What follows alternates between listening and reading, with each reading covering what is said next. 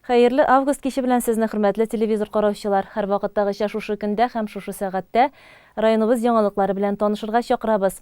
Эфирда атна информацион программасы һәм кыскача кайбер темалар турында. Районыбызда урып җыю мәйданнары кими, игенчеләребез иртә таңнан кара төнгә кадәр ел уңышын җыйный. Юлчыларның да эшләре кызу, район үзәге күләмендә юлларны тәртипкә кертәләр. Райондашларыбыз Суслангер хәрби лагерендә газап чиккән якташларыбызны быел да зиярәт кылды.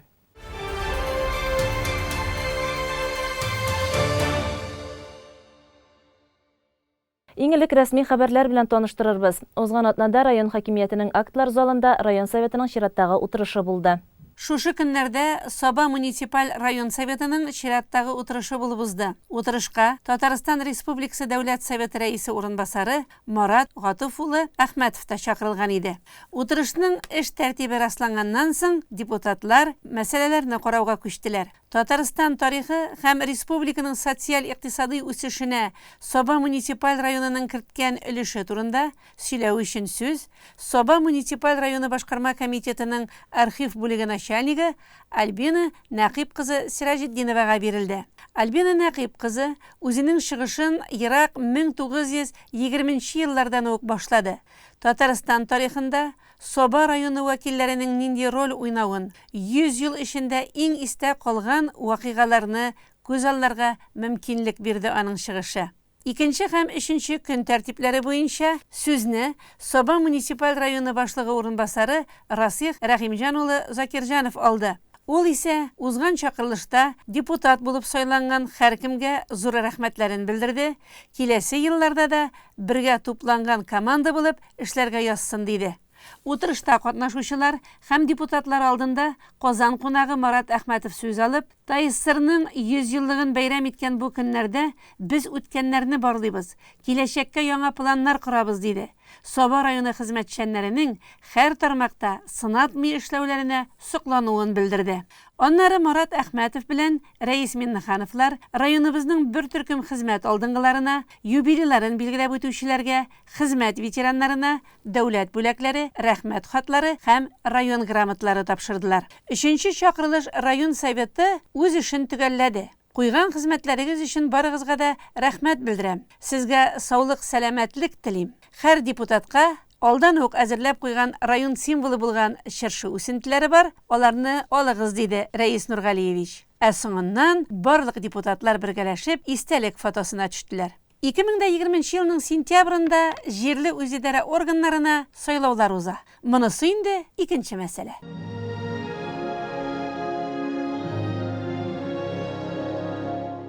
Бу атнада Татарстан Республикасының Саба муниципаль районы Мәскәү шәһәре белән хезмәттәшлек турында килешү имзалады. Саба муниципаль районы белән килешү Московский җирлеге белән бу Мәскәү шәһәре ике яклы элемтәләрне ныгыту өчен оештыру, икътисади, хокукый шартлар булдыруны күз аллый. Шулай ук транспорт, элемтә, мәгълүмати технологияләр, сәнәгать, агросәнәгать комплексы, сәламәтлек саклау, мәгариф, фән, мәдәният, туризм һәм спорт, халык мәшгульлеге һәм ике як өчен дә кызыклы булган башка өлкәләрдә хезмәттәшлек үсешенә ярдәм итәчәк. Саба районы башлыгы Рәис Миннеханов әлеге хезмәттәшлек перспективаларына югары бәя бирде. Моннан тыш Татарстан Республикасының Саба районы һәм Мәскәү шәһәренең Московский шәһәр өчен муниципаль җирлеге арасында хезмәттәшлек урнаштыру, муниципаль берәмлекләр эчендә яшәүче татар халкы белән ныклы элемтәләр саклауга, муниципаль хезмәт өчен кадрлар әзерләү мәсьәләсе буенча тәҗрибә алмашуга, муниципаль хезмәткәрләрнең һөнәри осталыкларын һәм белемнәрен, мәдәни һәм спорт юнәлешләрен үстерүгә өлеш кертәчәге хакында белдерде. Шулай ук җылы кабул итүләре өчен рәхмәтен җиткерде.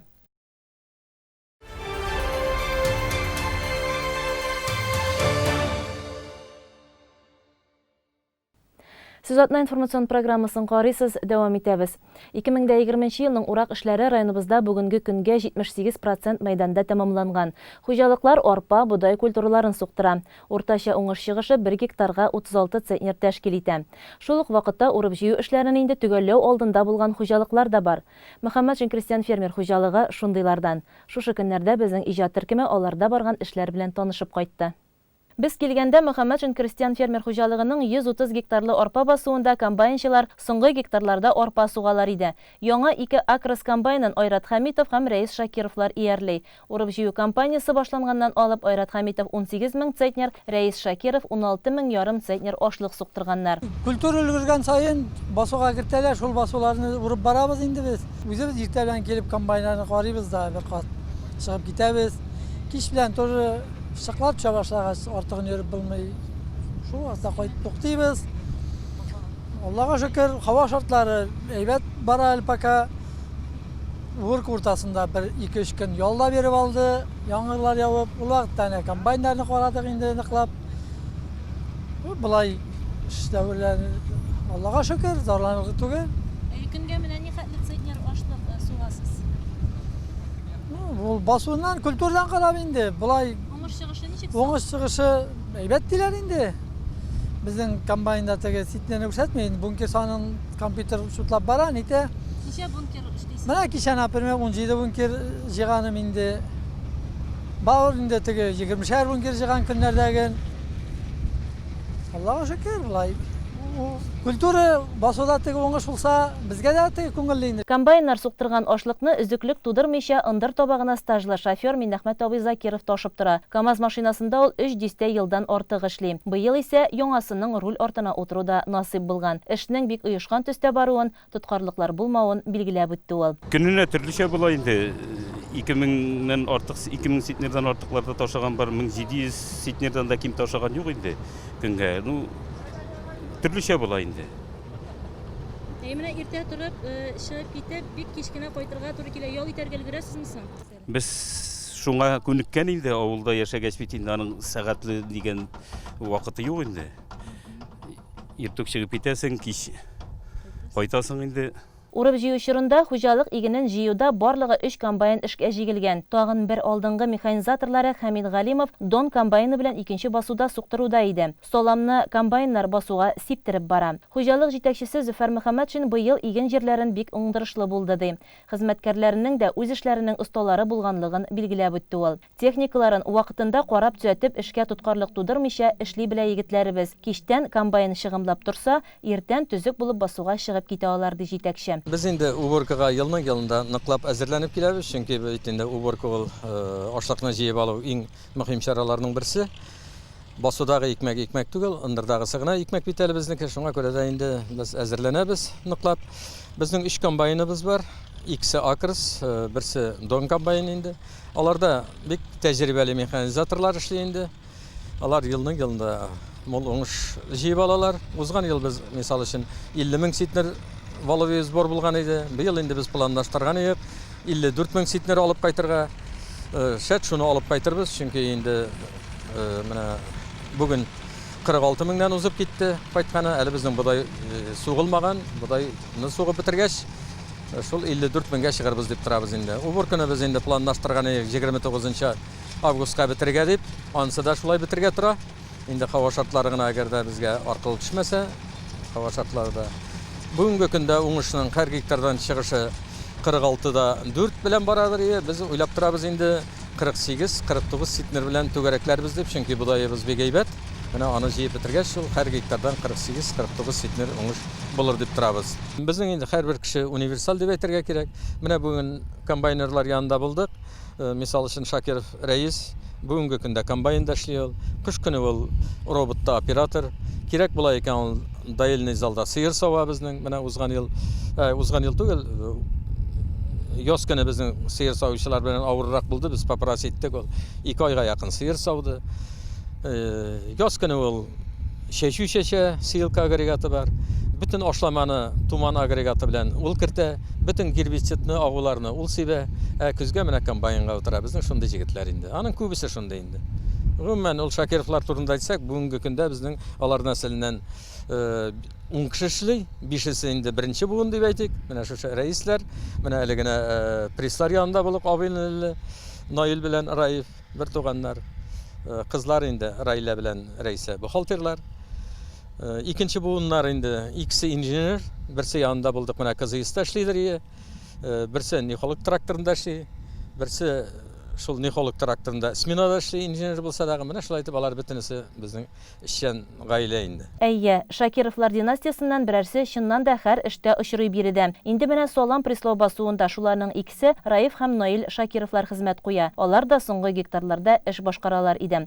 Гомумән, хуҗалыкта эш комплекслы алып барыла. Компаниялардан соң прислаучы тракторлар эшкә җигелә. Әзер саламнар исә көндәлек кайтып урнашып бара. Һәр көнне инде преслаган саламны алып кайтып, складларга, күбесен инде без складларга ябыз, икътисадчыларга да куйдык инде, алып кайтып ташып барабыз инде. Безнең басуда практически көн сайын көнлек салам калмый. Басудагы икмәкне иртә таңнан караңгы төшкәнчегә кадәр шофер егетләр ындыр табагына ташый. Монда да эш җайлы оештырылган. Шактый еллар инде ашлыкны ачык һавага түгел, ябык корылмага салалар. Бу исә һава шартлары начарланып киткән очракта да эшкә киртә тудырмый дигән сүз. Биредә барлык эшне техника башкара. Кул көче шулай ук күптән кулланылмый бездә, ди Зөфәр Мөхәммәтшин. Биредә хәтта склад һәм амбар мөдирләре дә юк. Кайткан ашлыкны бер КСУ һәм 2 КЗС җайланмаларында киптерәләр. Склад эчендә урнаштырылган КСУ сушилкасында хәзерге вакытта будай киптерелә. Икмәкнең дымлылык нормасы 13-14% тәшкил итәргә тиеш, ди бу җайланма белән идарә итүче Гали абый Гарипов. Һәм шушы киптерү агрегаты аша симәнә орлыклары да әзерләнә. Барлыгы 1600 центнер арпа, 350 центнер борчак, 600 центнер сулы һәм арыш симәнәләре әзерләп саклауга куелган. Складтан сушилкаларга, аннан соң складларга ашлыкны ГАЗ-53 машинасында Илнур Захриев күчерә. 3 сушилка бар. Бер КЗС инде 78 елгы иске КЗС, ансы да бик әйбәт эшләп тора. Берсе инде 4 ел гына элек төзеп куйдык, алдык. Берсе түгәрәк сушилка шулай инде 18 еллап эшлидер. Ансы күбрәк симәнәдә эшли. Менә шул өчесе белән инде көн сайын шул 1000-1200 ситнер икмәкне урнаштырып барабыз. Ну, басудан кайта инде 2500-3000. Шуңа күрә кайсы бер чакта яңгырлы көннәрне дә көтеп алабыз, чөнки склад тула башлый, шул яңгырлы көннәрне инде ул икмәкне эшкәртеп бетерәбез. Ындыр табагында 1978 елдан сафта булган КЗС әле бүген дә ашлык киптерү, чистарту эшен башкара. КЗС операторлары Илшат Тимербаев һәм Нурхат Шакиров арпа орлыгын складка куярга әзерли. Ватылманы әйтмәде, эш бик авыр түгел инде бай. Техника ватылма бер шанс алып куеп куябыз да ремонтта яз көне. Шул киптерәбез икмәкне ни булган карамастан 12-13 транспорт төшерәбез инде. Буларнысын кышка сакларга. Менә бүген фураж крейн, фуражга киптерәбез. Бүген көндә арпа киптерәбез. 100-150 тонна. Көнгә 4 КЗС киптерәбез инде. 5нче кай сәгатьтә тутырып кына калына. Иртә белән киптерә башлыйбыз тагын. 20 тонна 80 тонна чыга инде. Кырык кайткан вакытта шире кайтса инде 2 КЗС, 3 КЗС була инде. Киптереп була. Яңа икмәк киптерү җайланмасында хуҗалык инженеры Илфат Шакиров эшли. Ул Шакировлар династиясының тагын бер вәкиле. Кызу урак өстендә КЗС операторы вазифасына алынган. Махсус прибор ярдәмендә бер төкленең дымлылыгын билгели. Бу җәйге чорда инде КЗСта шул икмәк киптерү эшендә катнашам. Монда басудан кайткан икмәкләрне турымында салалар, ашыкты. Складлардан да салып киптереп чыгарабыз. Хәзер вакытта арпа кайта, арпаны киптерәбез. 15ләр белән кайтып 13-14 хәт киптереп чыгарабыз. Менә яшь кеше буларак Илфат әйтегез әле, авылга кайтканыгызга үкенмисезме? Юк, бердә үкенмим. Авыл хуҗалыгында, авылда үскәч тә инде, авыл тормышында кайнагач, авыл хуҗалыгын яраттым. Бүгенге көндә авылда эшлим, Алла бирсә, алда көннәрдә дә эшләрмен дип үмитләнәм. Bütün условида бар монда авылда кайтып эшләүчеләргә. Мин инде үзем Казан дәүләт аграр университетын бетереп, монда инженер булып кайттым. Укыган вакыт дәврендә инде миңа хуҗалыктан да, министрлыктан да стипендия түләнеп торылды. Бик зур рәхмәт инде җитәкчеләргә. Арендный жилье белән тәэмин ителгән. Шунда хатыным белән бәләкәй кыз үстереп ятабыз, Аллага шөкер. Алдагы көннәрдә дә инде шул авылда эшләрмен дип өметләнеп калам. Яшь кадрлар чыннан да соңгы елларда шактый гына кайткан һәм хуҗалыкта өлкәннәргә алмашка белгечләр үсеп килә дип әйтергә кирәк. 2 инженер, 2 мал табибы, 1 агроном хәзерге вакытта хуҗалыкның киләчәген тәшкил итә. Менә безнең ярты елга уртача хезмәт хакы 36 мең чыккан иде. Узган ел 32 безнең еллык 32 меңнән артык, менә 4 меңгә уже арту бик зур сан бит инде ул. Ындыр табагында барган эшләр белән танышып йөргәндә, икенче як басудан ашлык дип Вагыз Абый Гыймадиев та кайтып җитте. Ул Дон 1500 комбайны соктырган ашлыкны тоткарлыксыз амбарга кайтара. Менә бүгенге көндә бодай ташыйбыз. 5нче рейс көнгә. Алда көндә арпа ташыдык. 22 бункер кайттым көндә. 22 рейс инде. Сулы ташыганда 30-32 бункер кайттык. Уңышлар мул булды, җыеп алырга көнем бирде, Аллага шөкер. Гомумән хуҗалыкта бүгенге көндә барлык тармагында 70 кеше хезмәт куя. Зөфәр Мөхәммәтшин менә 30 ел инде аның алыштыргысы җитәкчесе. Гомер буе туплаган тәҗрибәсе, зирәклеге белән ул хезмәткәрләре өчен уңай эш шартлары тудыруны, булганны кадерләп саклауны максат итеп куя. Даими төзелеш һәм сөкләндерү эшләре бүген дә дәвам итә. Амбарда гына да шушы җәйдә 2 ашлык саклау склады, 1 йөк үлчәү корылмасы, ягъни автовисат төзеп куйганнар. Амбарның тирә-ягына өр-яңадан койма да тотканнар. Зерно склад төзедек, моңарча әле безнең зерно складларга кул җитмәдер, алар бик тузганнар инде. Икесен моның без амбарда төзедек, икесен Татекшермә авылында фермалар кырыенда инде. Алга таба кыш көнен ташып йөрергә уңайсыз булмасын дип. Шулай ук без бер ферма салдык инде быел. Синаж базы салдык, 16-га 81 метрлы. Күп төзелешләр бар инде. Тагын төзелеш әле безнең тагын бер склад без планлаштырабыз. Бәлки анысын быел ук төзи башларбыз дибез инде. Чөнки без һәр алга таба планлаштырабыз инде. Һәрбер культурага аерым склад булдырырга. Ул аерым сакланса җайлырак та була, тоту өчен дә җайлы була. Монысы бер. Икенчедән инде нинди абыйгыт кирәк, без инде курыкмыйча тотынабыз, тиз төзибез. Менә уборка башланганда без инде уйлаган идек башта складлар җитәр дип, аннары инде менә бу 54 мең ашлык кайта башлага җитмәс дип уйладык та 1 августта складны сөй башлаган, 15-нә без аны сөп битереп асфальтлап чыктык инде. Ул 11 метрга 96 метрлы склад, без аны 15 көндә эшләп чыгалдык. Шуңа күрә төзелешне без аны тиз эшлибез, инде җайлаштык. Бригадалар бар аны эшләргә. Безнең инде түләүдә проблема юк, акча белән проблема юк. Сөттән безнең акча әйбәт керә, шуңа күрә инде сөттән иттән biz игенчелек продукциясе практически сатмыйбыз. Но безнең быел да узган елда артык икмәк бар иде. Без әле моңарчы сатмадык. Хәзер дә без сата алмыйбыз, чөнки безнең КАМАЗларыбыз юк. Безнең инде менә шушы бер икмәк ташучы КАМАЗда 153 икмәк ташый басудан, 153 инде амбар алдында эшләйбез. Икмәк сатырга Шәмәрдәнгә җибәрәбез икән КАМАЗны, димәк комбайннар тик тора дигән сүз була. Шуның өчен менә складларга туплайбыз инде без. Моннан 2 еллык кенә 30 мең икмәк кайтса, тулайым җыем 30 мең ситнер булса да сөенәдер. Узган ел инде 50-гә җиткәнебез икән, сөендек. Быел инде 54 дибез. Шуңа күрә инде җир шулык бит ул, җир атмый. Бу инде бары тик ирешчеләр, менә шушы технологияны яхшырту, ашламалар кертү инде. Без быел 160 килограмм тәэсир итүче матдәләрдә ашлама керттек. Узган ел 123 килограмм керткән идек. Шуңа күрә ашламалар да керә. Техникаларда инде ел сайын без күп техникалар алабыз, яңартабыз. Тагылма коралларны, яңаларны алабыз. Алар үзләренең эффектларын бирәләр инде, шуңа күрә уңыш тарта. Игенче механизаторлар бер юлы берничә эшне алып бара. Көзгә культураларны чәчү һәм җир эшкәртүгә дә заман техникалары җәлеп ителгән. Безнең шул ук вакытта инде хәзер бит җир эшкәртү, көзге чәчүләр дә бара. Без инде көзге чәчүне безнең 200 гектар арыш иде. Без аны чәчеп битердек. 220 итеп чәчтек, арттырып быел. Һәм әле яңадан планлаштырабыз 80 гектар бодай чәчәргә. Ансын инде 31 август, 1 сентябрь көннәрендә чәчәргә дип торабыз. Чөнки көзге бодайны соңрак чәчәргә. Чөнки быел көзге бодай безнең әз иде, 80 гектар гына. Без аннан 51,5 центнер уңыш алдык. Менә шуңа күрә инде быел өстәп чәчәргә уйладык, планнан тыштагын. Җир эшкәртү эше шулай ук бара. Безнең 2 трактор эшли, берсе К700, берсе Нихолк. Инде практически шушы комбайннар артыннан саламы җыела, аның артыннан җирдә эшкәртелеп барыла. Берсендә К700 агрегаты тирәнәйтеп эшкәртә 30-35 сантиметрга, Нихолк агрегаты инде 20-25 сантиметрга эшкәртеп бара. Бүген иртәгә Мөхәммәтшин крестьян фермер хуҗалыгында урып җыю эшләре тулысы белән төгәлләнә. Бу җәй Саба үзәге өчен чын мәгънәсендә тынгысыз булды. Узган елның көзендә старт алган төзелеш, үзгәртү эшләре быел да тулы көченә дәвам итте. Электр линияләре, су юллары яңартылды. Бу көннәрдә техника парады җир өслегендә тигезләү, асфальт салу эшләре белән мәшгуль. Һәйкәл тирәләре дә өр-яңа төс ала.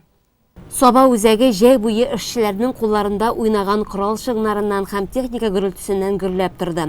Бер генә көнне дә бушка уздырмыйча, бар көч эшләрне тизрәк төгәлләп, Сабаларны куандыруга куелды. Хәзер биредә Соба юлчылары асфальт түшәү белән мәшгуль.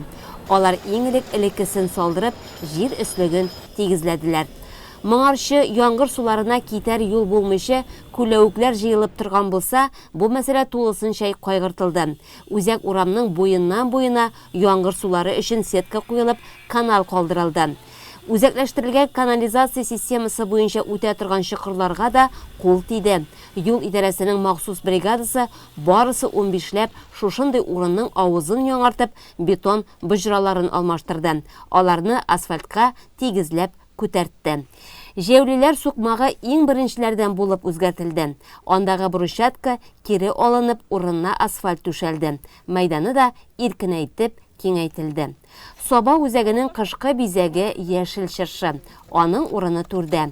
Соба торак коммуналь хуҗалыгы карамагындагы бу мәйданда аларның да эшчеләре кайнашалар. Урман гүзәле утырачак урынны хәзердән үк кайгыртып, ныгытып куялар.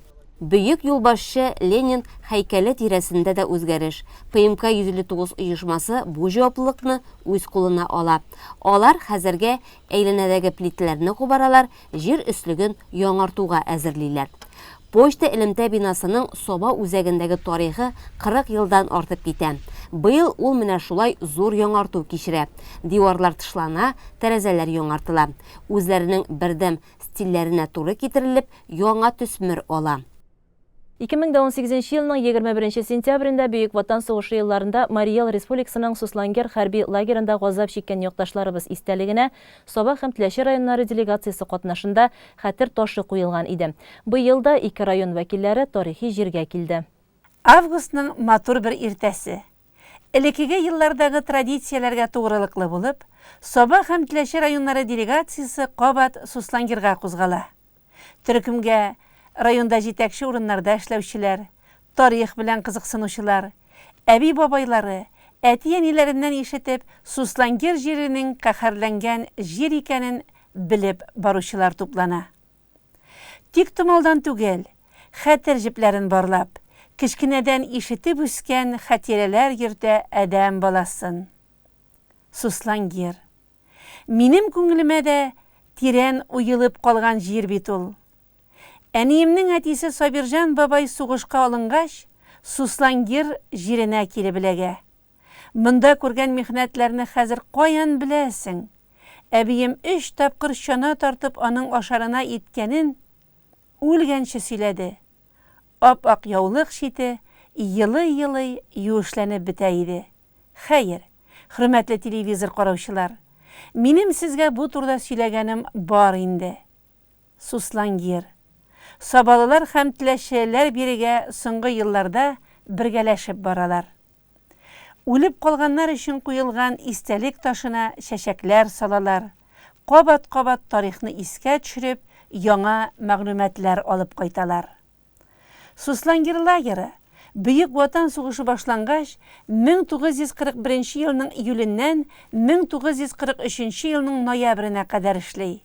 Тылдан еракта, хәзерге Суслангердан 10 чакрым урман эчендә урнашкан бу лагерның вазифасы урыс телле булмаган халыкларны, татарларны, башкортларны, мариларны, чуашларны урыс теленә өйрәтү һәм курсантлардан пулеметчылар, артиллеристлар, танкка каршы ата торган мылтыклылар взводы командирлары әзерләү була.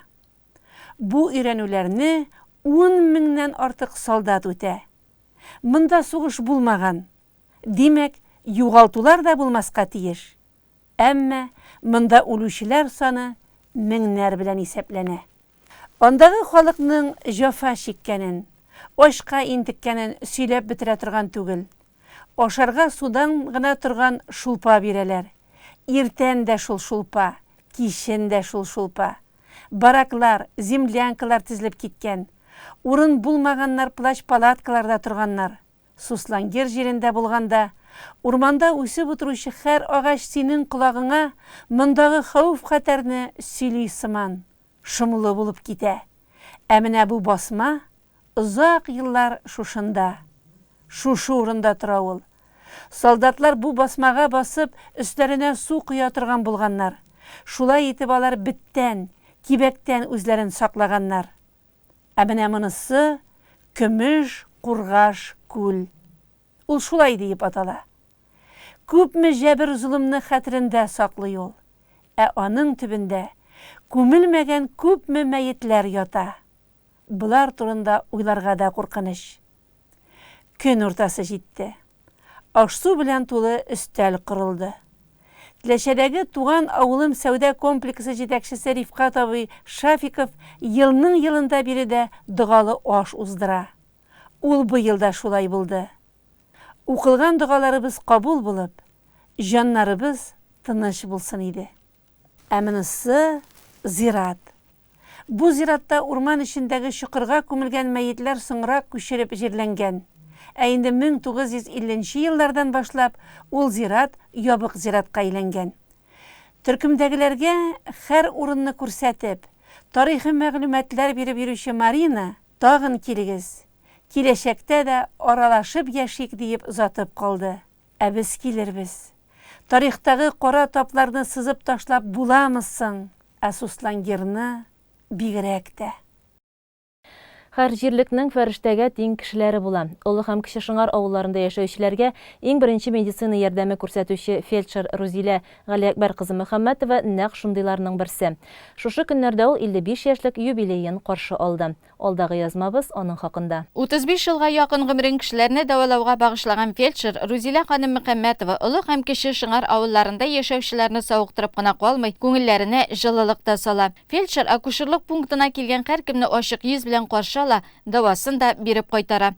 Көннең нинди булуына карамастан, аның ярдәменә мохтаҗ булган авырулар янына ашыга. Шакырудан кайту белән шунда ук кәгазь, документ эшләрендә башкарып куя. Ыет авылында туып үскән Рузилә Әкбәр кызы Мөхәммәтова мәктәпне тәмамлагач та шактый гына икеләнгәннән соң фельдшер булырга кирәк дигән карарга килә. Мин бу һөнәрне үзем сайладым инде. Иптәш кызым Гүзәл бар иде.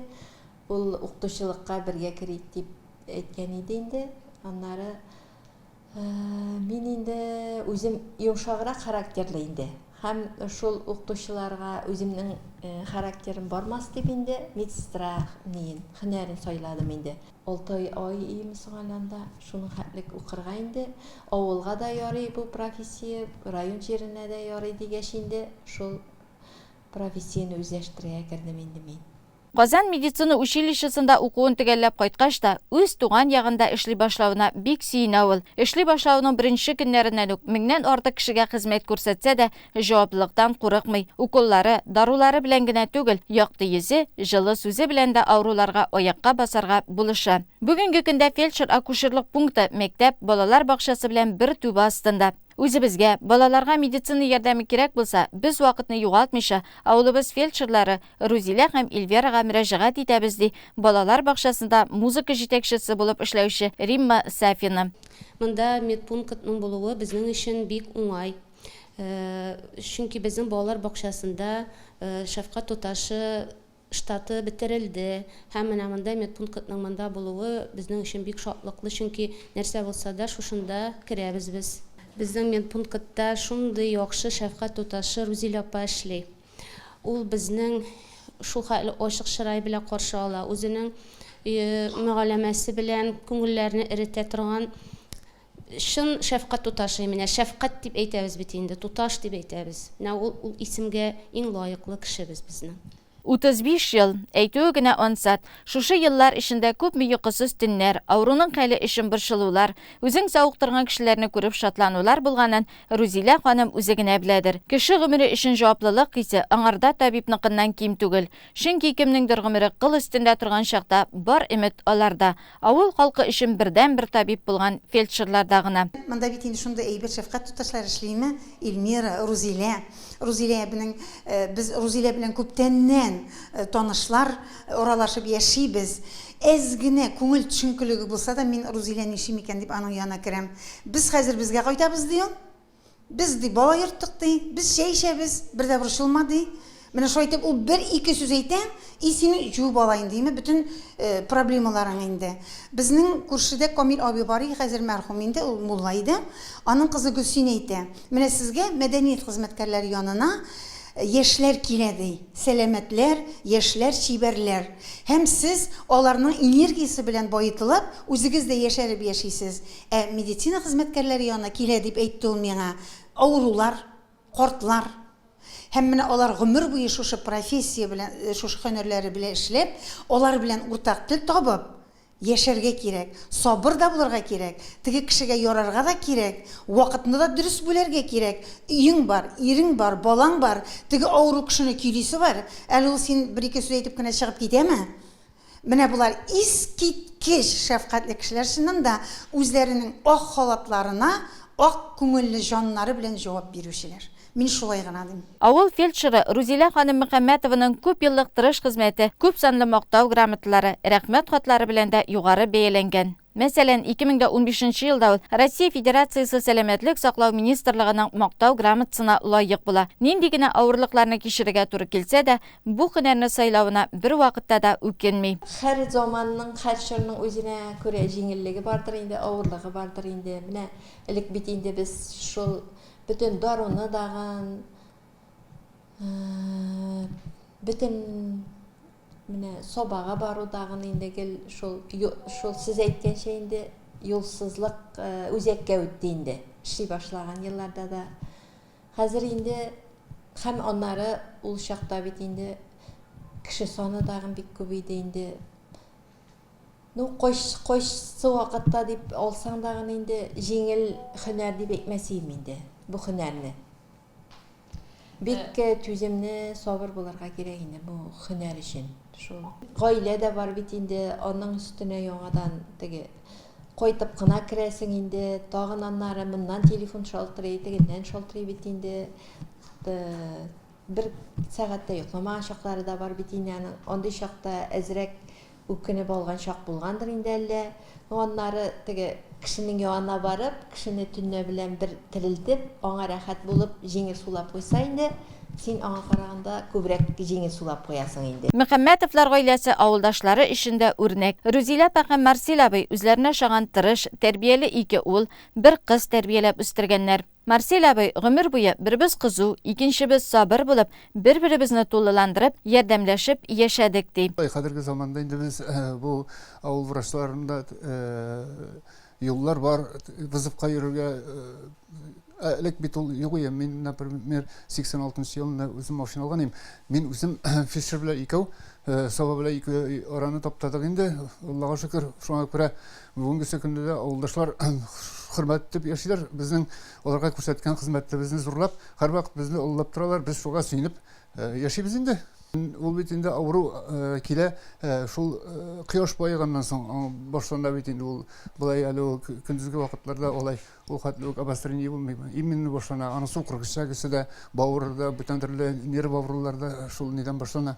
Кичкә таба башлана, төндә башлана, йоклаудан шул инде иптәшем бер вакытта даган юк дип әйтә белмәде. Кайчан чакырсалар, шунда иң беренче сикереп торып чыгып җигерә торган булды. Аның Жоклаган вакытта дагы мин бер күзе ачык, бер күзе йомык. Мин аптырый торган идем инде. Ничек син шулай жоклыгасың, иртәгә иртүк тагын бит эшкә чыгып китәргә кирәк. Ул кайта саат 1дә 2дә сабага балны итеп кайта. Иртә белән иртүк саат 8 эшкә китәргә кирәк. Аның бит әле улына туган малтуары да бар. Менә шулай итеп яшәп яттык инде, Аллага шөкер. Мин иң беренче теләрим икебезгә дә саулык, сәламәтлек. Туганнарыма да шулай ук саулык, сәламәтлек теләрим. Чөнки минем әни бик акыллы кеше. Иң беренче үзегезгә балаларыгызга сәламәтлек сорагыз һәм балаларыгызга тауфик сорагыз. Аллаһ Тәгалә тауфик берсен дип әйтә торган иде. Мин аны менә хәзер улыгайгач кына аңладым. Иң беренче дөрестән дә сәламәтлек кирәк. Ул эшлисең дә бер жоклап торганнан соң ул синең органнарың бөтенсе юкка чыга. Әгәр дә сәламәт булмасаң, буларның берсе дә синең күзеңә күренми. Шуңа күрә без инде моңарчы да эшләп ошадык, яшәдек. Моннан соң да шулай булырга язсын. Бик тә көтеп алган Олы Шыңар урта мәктәбендә укучы кызлары Иллария өйдә әти-әнисенең уң куллары. Нигә сәламәтлек, саулык, бәхет теләрем, озын гомер. аның бүтін хыяллары өчен каршысыны. Улуг һәм кеше шыңар авыллары фельдшеры Рузилә Мөхәммәтова 35 ел инде ару талуына шәхси кичерешләрен һәм борчуларын күрсәтмичә, авылдашларының сәламәтлеген кайгырта. 55 яшьлек юбилеенда ул күңел тынычлыгы, сөенеч хисләре белән каршы ала. Без исә аңа ныклы сәламәтлек, озын гомер, гаилә бәхете телибез. Атна информацион программасын шушы матур ноктада тәмамлыйбыз. Алда 30 август Республика суверенитеты көне. Сезне бәйрәм белән котлыйбыз. Киләчәктә дә Татарстаныбыз үссен, яшәрсен, ә без аның халкы бәхетле, рәхәт тормышта яшик. Хәзер эфирыбызны реклама чыгарылышы дәвам итәр. Аннан соң җырлы бүләк тапшыруында очрашырбыз.